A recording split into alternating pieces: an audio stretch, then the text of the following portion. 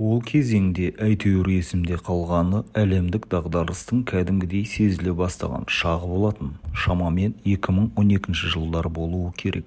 Дәл сол уақытта несие алмақ болып, анам екеуміз банк бөлімшесіне бардық.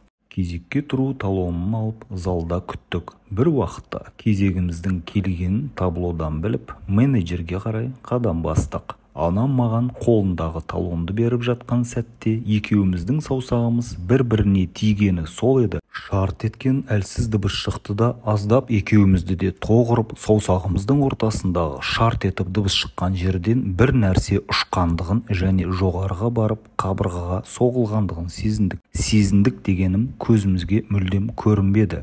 Және бір қызығы ешкім де байқамады. Банктың іші қара-құрым, гүбір-гүбір сөйлескен адамдар болғандықтан ешкім бұл жағдайды байқамады. Анам екеуміз бір-бірімізге қарап состиып тұрып қалдық та, бірден жоғары жаққа қараппыз. Бірақ ештеме байқалмады. Біз қанша жерден таңғалсақ та асығыс болғандықтан менеджер бөлмесіне кіріп, кейін ол жағдайды бір-екі рет әңгімеледік те ұмытып кеттік. Ал сіз қалай ойлайсыз? Қолымызды неге тоғырды? Ал жоғарыға ұшып, қабырғаға соғылған не? Энергия ма?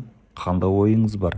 Комментарийға жазып қалдырыңыз. Пікірлерді оқимын, жауап беруге тырысамын. Каналдағы қызықты әңгімелер ұнаса, лайықты түрде лайк басып пікір қалдырайық. Себебі бұл әңгімелер ешқандай да аңыз емес, өзімнің басымнан өткен, немесе жақындарым мен таныстарымның басынан өткен шым-шытырық әсерлі оқиғалар. Иә, әлем құпияға толы, ал сол құпиялардың сырын ашуға ұмтылу сіз бен біздің еншімізде. Сіздердің пікірлеріңіз мен үшін қашанда өте маңызды.